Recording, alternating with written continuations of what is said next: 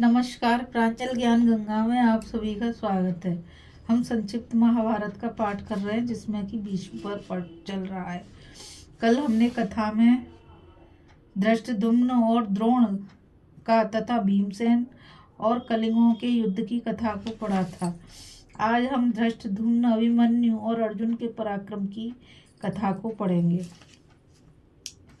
संजय ने कहा, उस दिन जब पूर्वाह का अधिक भाग व्यतीत हो गया और बहुत से रथ, हाथी, घोड़े, पैदल और सवार मारे जा चुके, तो पांचाल राजकुमार धृष्टद्युम्न अकेला ही अश्वत्थामा, शल्य और कृपाचार्य इन तीनों महारथियों के साथ युद्ध करने लगा। उसने अश्वत्थामा के विश्वविख्यात घोड़ों को 10 बाणों से मार डाला।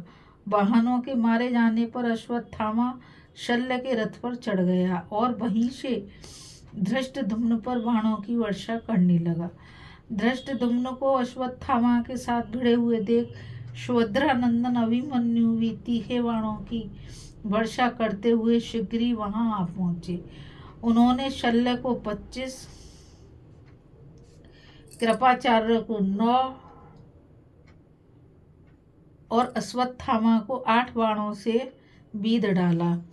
तब अश्वत्थामा ने 1, शल्य ने 10 और कृपाचार्य ने 3 तीखे बाणों से अभिमन्यु को बीध दिया।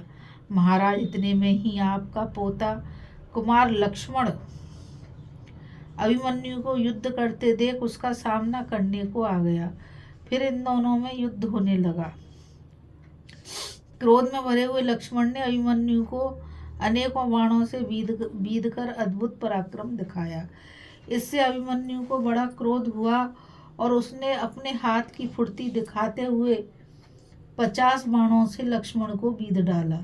लक्ष्मण ने एक बाण मार कर अभिमन्यु के धनुष को काट दिया। यह देख कौरव पक्ष के वीरों ने बड़ा हर्षनाद किया। अभिमन्यु ने एक दूसरा अत्यंत सुदृढ़ धनुष हाथ में लिया। फिर वे दोनों एक दूसरे का बार बचाते हुए मारते हुए परस्पर तीक्ष्ण बाणों का प्रहार करने लगे।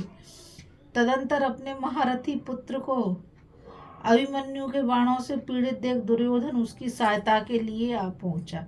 यह देख अर्जुन भी पुत्र की रक्षा के लिए बड़े वेग से दौड़े। तब भीष्म और द्रोणाचार्य आदि भी अर्जुन का सामना करने को बढ़ाए। उस समय सभी प्राणी कोलाहल करने लगे। अर्जुन ने इतने बाण बरसाए कि अंतरिक्ष, दिशाएं, पृथ्वी और सूर्य भी ढक गए। कुछ भी नहीं सूझता था। इस घमासान युद्ध में कितने ही रथ, हाथी और घोड़े मारे गए। रथी लोग रथ छोड़ छोड़कर भागने लगे। महाराज, उस समय आपकी सेना में एक भी योद्धा ऐसा दिखाई नहीं देता था जो सूरवीर अर्जुन का सामना कर सके। जो जो सामने आता वही वही उनके तीखे बाणों का निशाना होकर परलोक का अतिथि बन जाता था। जब आपकी सेना के वीर चारों ओर भागने लगे तो श्री कृष्ण और अर्जुन ने अपने अपने उत्तम शंख बजाए। उस समय भीष्म जी ने द्रोणाचार्य से मुस्कुराते हुए कहा, भगवान श्री कृष्ण के साथ यह महाबली अर्जुन अकेले ही सारी सेना का संहार कर रहा है। युद्ध में किसी तरह भी इसे जीतना असंभव है। इस समय तो इसका रूप प्रलयकालीन यमराज के समान भयंकर दिखाई दे रहा है। देखते हैं ना, हमारी यह बहुत बड़ी सेना किस तरह एक दूसरे के देखा देखी तेजी के साथ भागी जा रही है। अब इसे लौटा लाना बड़ा मुश्किल है। इधर सूर्य भी अस्ताचल को जा रहा है। अतः इस समय तो सेना को समेटकर युद्ध बंद करना ही मुझे ठीक जान पड़ता है। हमारे योद्धा थके और डरे हुए हैं, अतः उत्साह के साथ युद्ध नहीं कर सकेंगे। महाराज, आचार्य द्रोण से यह कहकर भीष्म जी ने आपकी सेना को युद्ध भूमि से लौटा लिया। इस प्रकार सूर्यास्त के समय आपकी और पांडवों की भी सेनाएं लौट आईं।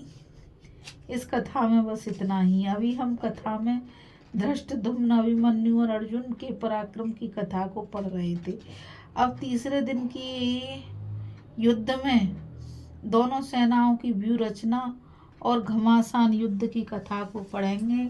इस कथा में बस इतना ही। मुझ गीता रावत को आज्ञा दीजिए। कल फिर मिलेंगे एक नई कथा के साथ। और मैं आप सभी से यही कहना चाहूँगी कि इस चैनल को ज़्यादा से ज़्यादा लाइक, शेयर और सब्सक्राइब कीजिए ताकि ये अमूल्य ज्ञान अधिक से अधिक लोगों तक पहुँच सके। राधे राधे। जय श्री कृष्णा। नमस्कार।